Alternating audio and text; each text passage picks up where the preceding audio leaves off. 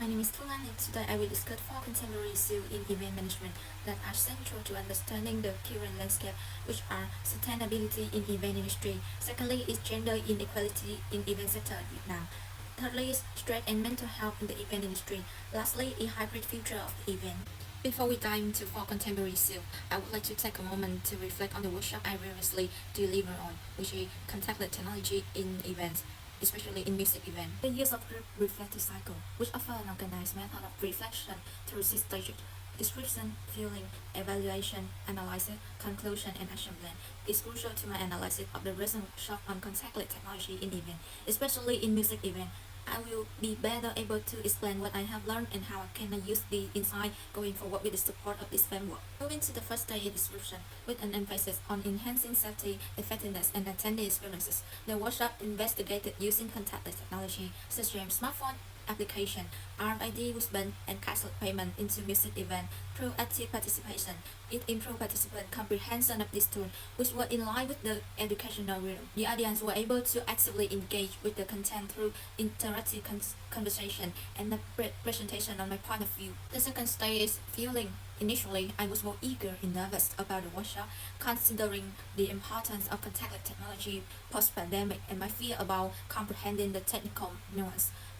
But my nervousness subsided as the seminar went on, and I started to pay attention to the real-world examples that were being discussed. In keeping with the effective module, this emotional shift emphasizes how technology may improve event convenience and safety while promoting comfort and trust. Moving to the next stage is evaluation. The workshop was instructive and well organized overall, with a skilled presenter who successfully explained difficult concepts. Participants engaged with this notion, demonstrating their educational rhythm. However, some found technical terms difficult to understand, indicating a need for more precise explanation. In addition to fostering a collaborative learning environment and encouraging involvement, the interactive aspect also promoted passion and attention retention through body and voice animation. In the analysis stage, for a number of reasons, contactless technology is essential during music events. It first tackles safety issues by reducing physical contact, which has gained importance in post-COVID-19 event design. Quick admission and cardless purchase are made possible by devices like RFID wristband, which improve guest convenience while cutting down line and waste time. Additionally, using mobile application enhance the whole experience of visitor by giving them access to real-time schedule, artist lineup, and venue maps, but putting this technology into practice is not without its difficulties. For example, some participants might not know how to use mobile application or payment system, which could cause confusion and annoyance during events. In the conclusion stage, as I think back on the workshop, I have learned a lot about how contactless technology is revolutionizing music events. Although this innovation improves operational efficiency and the experience of attendees, accessibility must be carefully considered. I found important lessons that will direct my future event management endeavors and to provide more interesting and approachable experiences using gift reflective cycle. Furthermore, with the help of peers and preparation, as well as an open and supportive atmosphere, I was able to overcome my presentation anxiety. All things considered, the session brought to the light of need of guaranteeing in conclusion and expanded my knowledge of how technology can transform events. The last stage is action plan. In the future, I want to use the insight I acquired from this session in a number of significant ways. Firstly, in the future research, in order to improve my ability to contribute to future project talk, I will plan to conduct more research on contactless technology in music events in order to gain a deeper understanding of their advantages and capability. Secondly is skill development.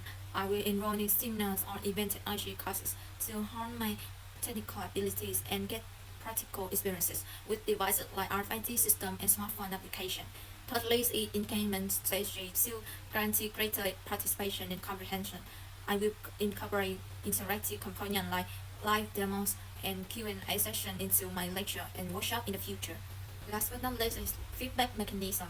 I will collect participant input at the end of each workshop to enhance technology utilization and material delivery because it seeks to improve the whole experience to better suit attendees' requirements and preferences. This emphasis on feedback is related to visitor well-being by Philip and all.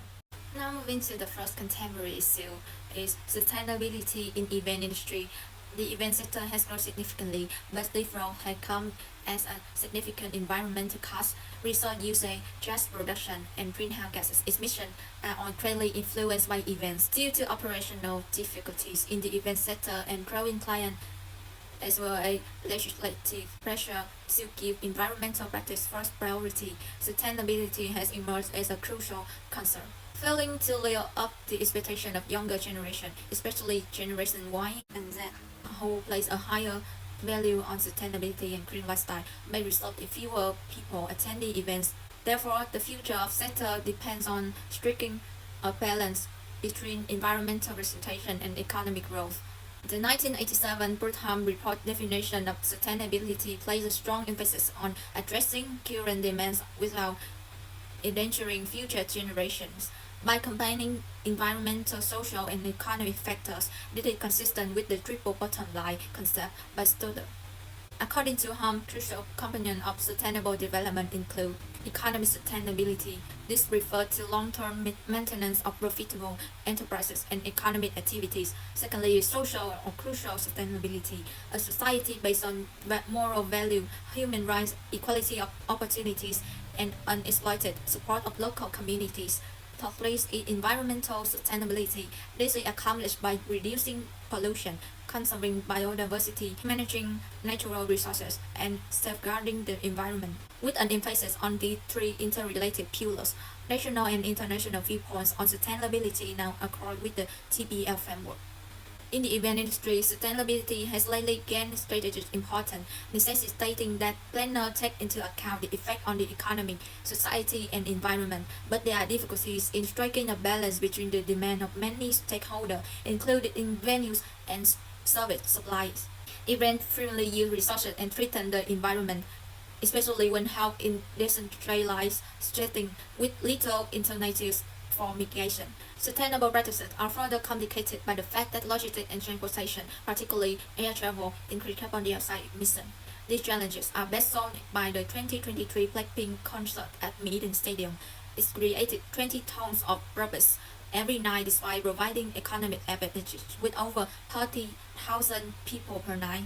Additionally, it's calculated that the concert might emit 6,744 tons of carbon dioxide if half of the spectators took the plane, plus an extra 100 tons of operations. The substantial carbon impact of major events and the requirement for improved sustainability measures are highlighted by this number. Event planners are implementing sustainable practices such as charge minimization, renewable energy, and eco-friendly transportation to lessen the impact and lower carbon footprint.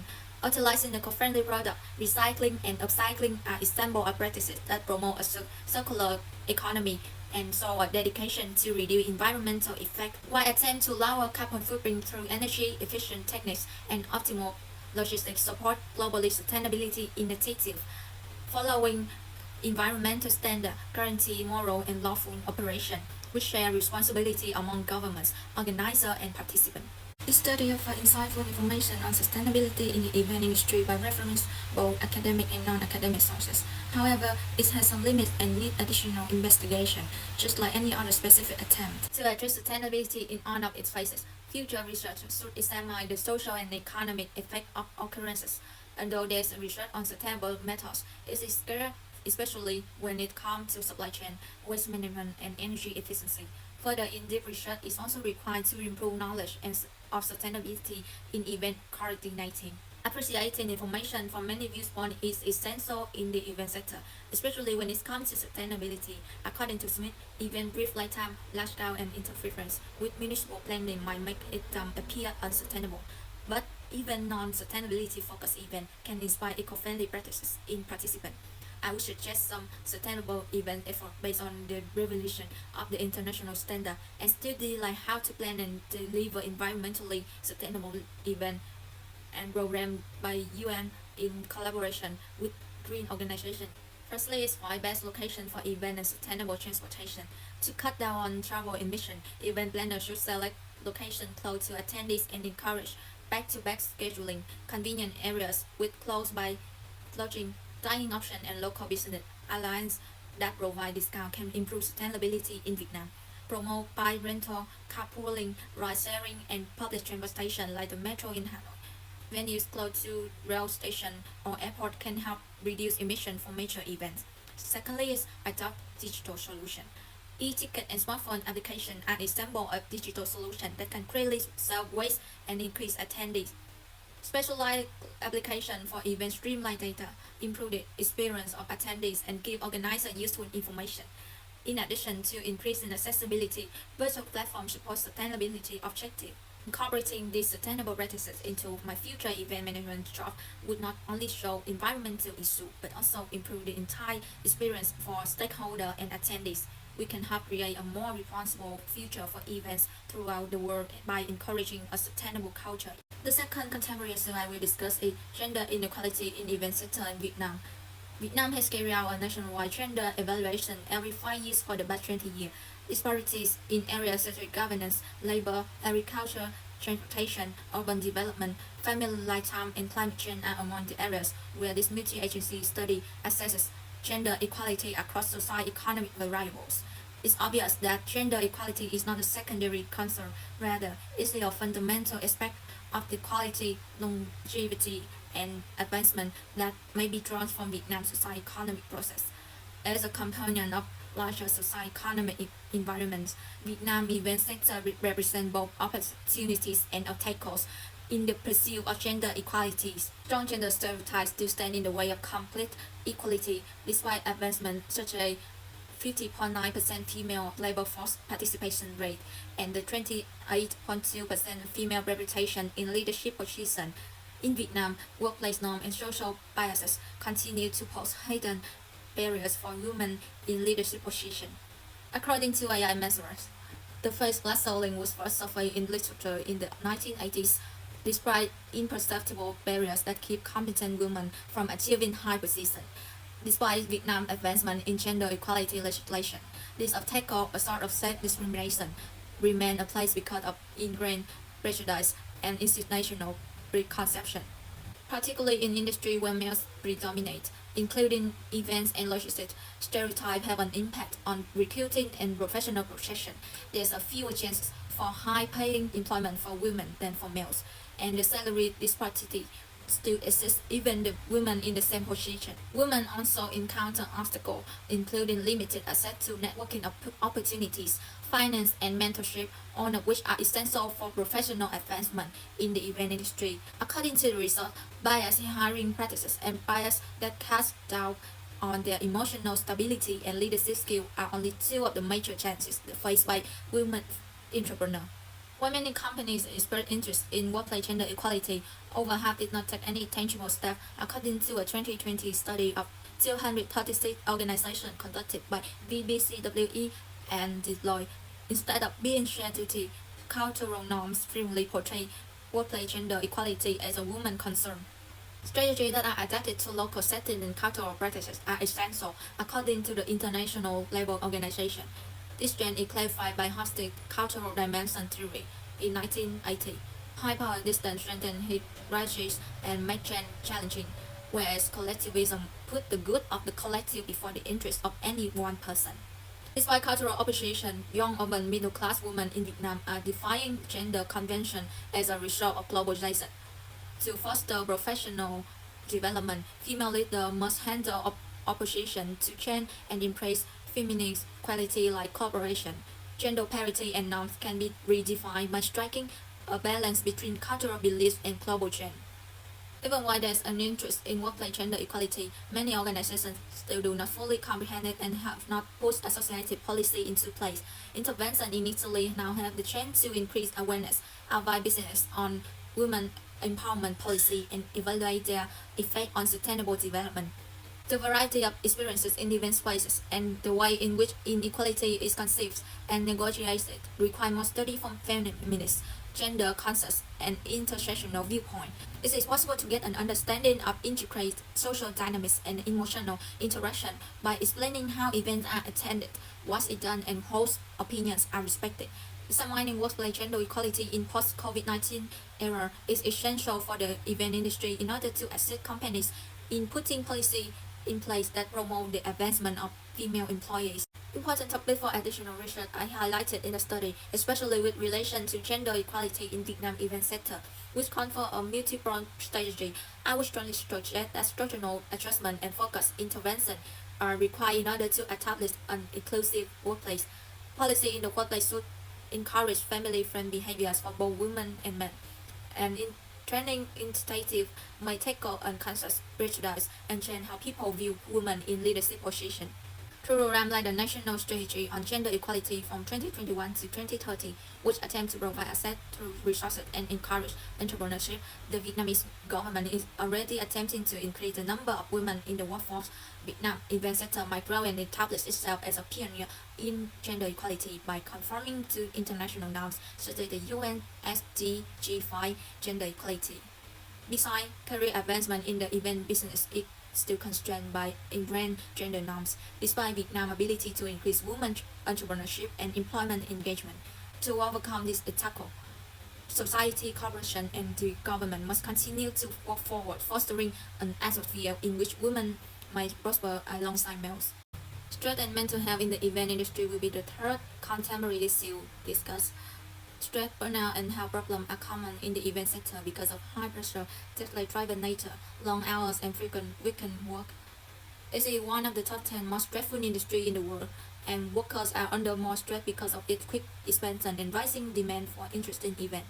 Employees experience work stress, sometimes referred to as occupational stress, which may negatively impact their physical and mental well-being and therefore their quality of life.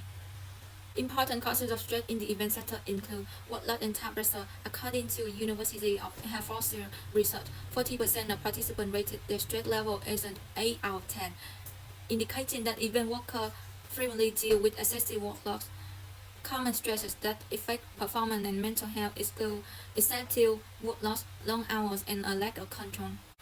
Secondly is work-life balance. Many event planners find it difficult to strike a balance between their personal and professional obligations, which result in fatigue and discontent as they give up personal time to fulfill work obligations.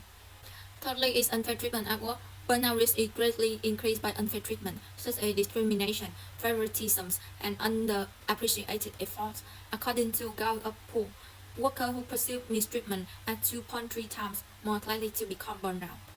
Underburnout is frequent in all sectors. Event workers are particularly vulnerable because of the stress of their work. Due to the high level of stress they endure, event organizers were placed sick in the United States by a 2019 career cash poll and 12 by Glassdoor statistics in 2021 after pilots and doctors. Furthermore, uncontrolled working stress is a contributing factor to burnout. According to the World Health Organization, according to a Gallup poll, 76% of workers in the event planning industry experience burnout, with 28% approaching in a breaking point. Considering a fast pace and high pressure the sector is, this is partly worrisome. Long hours has always been a source of dissatisfaction of event workers, but the problem has just lately come to a light because of difficulties in hiring, particularly among Generation Zs. On average, 52% of participants work 11-hour days, 42% miss break, and 59% feel underpaid. According to Preserve and Staffing, besides 25% of them did not get any pay, while 30% put in 6 to 10 hours of overtime every week. The industry shift from a pastime to a career has made resolving these concerns challenging, even in spite of labor rules. Numerous research resources are used for a comprehensive examination of stress and mental health in the event sector. For example, a research article written for Stress Matter UK emphasized that 75 to 90% of medical visits are connected to stress-related disorder, highlighting the necessity of proactive work-life intervention. Furthermore, according to poll by BUSI1214, 1 in 3 event workers have poor mental health, which show up annually as stress, worry, or burnout. However, there are clear research gaps. For example, under the study emphasized how common stress-related problems are in the event industry, there are limited empirical evidence about the long-term efficacy of support systems that have been put in place. Additionally, the majority of the material now in publication concentrate on personal coping skills rather than organizational tactics that can promote a more salubrious workplace. The significance of use a comprehensive and inclusive approach to research is highlighted by the identification of these gaps. By investigating both individual and systemic approaches to mental well-being, further research should try to close the gap. Employee stress and mental health in the event sector underscore the necessity of organizational solutions to maintain pressure. While people cope with stress, organizational assistance is essential, particularly since younger workers choose companies who prioritize their health. Further, event managers need to develop their emotional intelligence, resilience, and stress management ability in light of the increased awareness of mental health issues. Putting one health first increase output, lower attrition, and promote job satisfaction and career length. Task automation and mindfulness training are two useful strategies that help balance operational needs with employee welfare. In addition, I would recommend that event managers should use best practices in order to establish a more wholesome workplace by allowing for breaks, scheduling more venue times, providing nutritious food, and paying fair salaries and overtime, as well as making better plans. Stressors, which are frequently linked to the preventable problem like time pressure, can be pleasant. In addition, address the negative effect of stress and anxiety on well-being by placing equal emphasis on mental and physical safety. Initiatives must be purposeful, customized, and encourage candid dialogue. Now we're moving to the last contemporary issue is hybrid future of events. Over the past 10 years, technological advancement in online mobile apps have revolutionized the business tourism sector, especially the event meeting and conference sector. This development assists event planner in reaching a larger audience, producing memorable experiences, and optimizing return on investment. As a result, the event ecosystem has seen the emergence of hybrid and virtual events as a novel phenomenon. Events that blend virtual and physical elements to enhance live experiences and promote active participation are known as hybrid events. Rapid advancement in technologies and the COVID-19 epidemic have made hybrid and online formats essential for corporate events because they provide flexibility, cost-saving, and worldwide access. For instance, in 2024, the virtual tour at the Metropolitan Museum of Art provided an immersive hybrid experience that combined virtual and in-person tour. It featured interactive seminars, 360-degree display, and live curator Q&As. With its broader worldwide reach, this approach demonstrated how cultural organizations might increase accessibility through mixed form.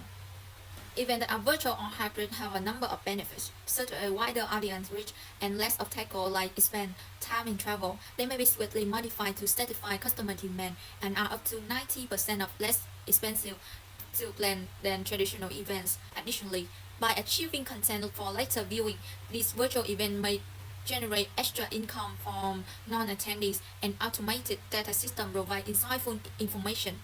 By allowing CO2 emission, trust, and transport. They also promote sustainability. According to a University of Michigan study, virtual events produce 66% to 98% of fewer emissions than in-person gathering. Through their health advantages, virtual and hybrid events might be inaccessible to people without the necessary equipment or internet connection. Absence of elements like high-quality sound or subtitle might also make it difficult for guests with disability to participate. While hosting virtual events is easy and inexpensive, flawless hybrid events require technological know-how. Stable connections are crucial for hybrid events. Inadequate bandwidth might degrade the quality of event. Lastly, the absence of networking possibility at the virtual event is a significant disadvantage, since in-person business gatherings allow for contact and deal-making, include chance meet, and are impossible to duplicate online. Under the American Expert Meeting and Event Survey predict that interest in in-person events will rise in 2024, hybrid events continue to be popular, suggesting that this trend will continue. By promoting global network and diversity, virtual and hybrid forms increase access for people who are unable or unwilling to travel. Notwithstanding their widespread appeal, hybrid events encounter obstacles like technological fatigue, restrict networking prospects, poor integration of virtual attendees, and unreliable internet because of infrastructure deficiency or budgetary constraints. To tackle the issue, Davis created technology acceptance model which provide insight into how attendees embrace hybrid event. The TIM identified two important factors. Firstly, perceived ease of use. The likelihood that attendees will fully participate in both live and virtual components of an event increase if they find the platform utilized for hybrid event to be user-friendly and straightforward. The secondly is perceived usefulness. Participants are more likely to choose hybrid format or subsequent events if they feel that going to one offers useful information or networking possibility regardless of how they participate. Organizer might ensure success and adjust to emerging trends by using the TAM to create hybrid experiences that improve user accessibility and engagement. Even though there is such a study and a gap in academic perspective about virtual events, especially hybrid events, the research methodology look at the advantages and bad practices of this new event setting that is thought to be addressing from the pandemic issue. Data we will gather quantitatively using methods such as study, research, and survey with conference participants, stakeholders, and event specialists. To overcome obstacles, there are some recommendations that are maintaining a solid online reputation through professionalism, timeliness, and high-quality products, such as press kit and presentation. Through expert-led presentations, virtual and hybrid events deliver value while lowering travel expenses and reaching a wider audience worldwide. Platforms should safeguard participant data while guaranteeing flexible content access. Additionally, event organizers must put sustainability first by using environmentally friendly forms in order to lower emission. Last but not least, creative marketing strategy that attract consumer demand and increase attendance include influencer partnership and safety promos. Thank you for listening about my four contemporary issues today.